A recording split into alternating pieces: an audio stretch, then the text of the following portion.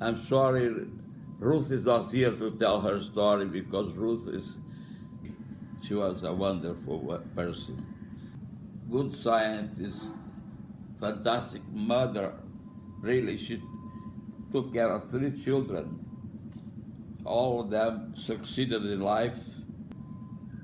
She was a great lady, so strong-willed.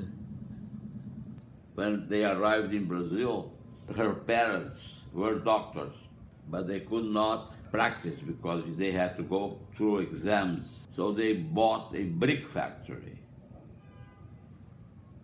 very far from the center of São Paulo. Austria, after the First World War, became a tiny country. I was barely 7 years old when I left. My father was put in prison as soon as the Nazi entered.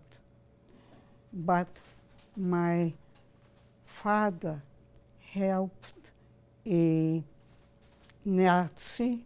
One day, one of these Nazis, from the time it was illegal, whom my father had helped, the guy said, I take you and your whole family to whatever country you want by plane.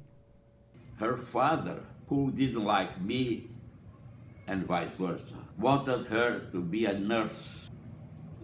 She said, to hell with you, I want to go to medical school. I met Ruth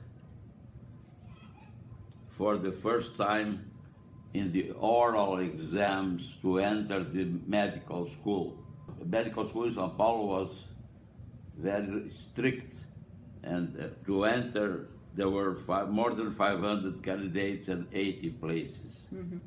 Very quickly, we became friends because we were on the left. Ruth, very independent woman always, very independent. We were dating already, but she said, I have to go to Austria, back. That was 1939, the end of Second World War. She wanted to see whether she could continue her studies in Austria, not in São Paulo. Mm-hmm. So she started disobeying her father, and the second, she didn't care about me too much, went back to Austria. Alone. The medical school was completely different. She was very disappointed. Mm-hmm. And she decided, no, and we want back. Brazil was, at that time, ruled by the military. Mm-hmm. We were both against the military. We discussed seriously, do we want to change the government and do subversive activities or communists or whatever, or do we want to do science to find new therapies or new stuff? We really discussed this. We were silly, but idealists. Mm-hmm. That's not silly. And we decided that we want to do science. We wanted to do something, not to stay in São Paulo. They were on a fellowship in New York when a military coup in Brazil forced them to stay permanently in the United States. There they worked in laboratories a few blocks apart, and there the real breakthroughs happened. Malaria is a disease caused by tiny, single-celled parasites carried only by a certain type of mosquito. Dr. Nussenzweig's extraordinary contributions forever changed malaria vaccine research. At a time when it was thought that a malaria vaccine was impossible, her work with her husband and collaborator Victor Nussenzweig showed otherwise, paving the way for today's malaria vaccine efforts. Opportunistically, I abandoned what I was doing and joined her because I noticed that that was more important than what I was doing. So, and that I could help her. Mm-hmm. So we paired and did research together. I was honored to be Ruth's first graduate student to complete his PhD. My enthusiasm, coupled with her enthusiasm, really helped us move forward in so many different areas, and she never stopped me from trying anything that I felt was valuable to test. The best thing I can say about her is I started out as her student, so she was both my advisor, my mentor in the long term, and ultimately a colleague. And the one thing I said in my acknowledgments in my PhD thesis, her contagious enthusiasm was something to behold, and I will miss her very much. She was deeply committed to help poor people living in malaria endemic area.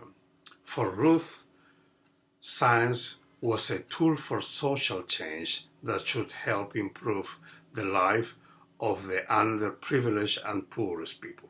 Ruth was the person that first believed in me as a scientist and gave me a chance to have my own lab. She was incredibly nice because just after talking to her, she told me, get started. You don't have to report directly to me and tell me everything you're doing, and just do whatever you think is important. And I think that sentence says everything. She didn't tell me whatever will give you better publications or more grants. She just told me whatever you think is important. And I think that's the way she took science, and I have really tried to follow that advance during my career. I want to celebrate today her memory with the two lessons she taught me. Never give in, always give chances.